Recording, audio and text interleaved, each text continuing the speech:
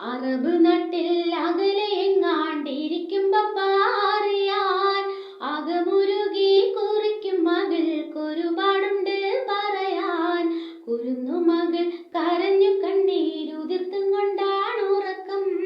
കനവിലുപ്പാ വിളിക്കുന്നതും നനച്ചും കൊണ്ടാ മയക്കം.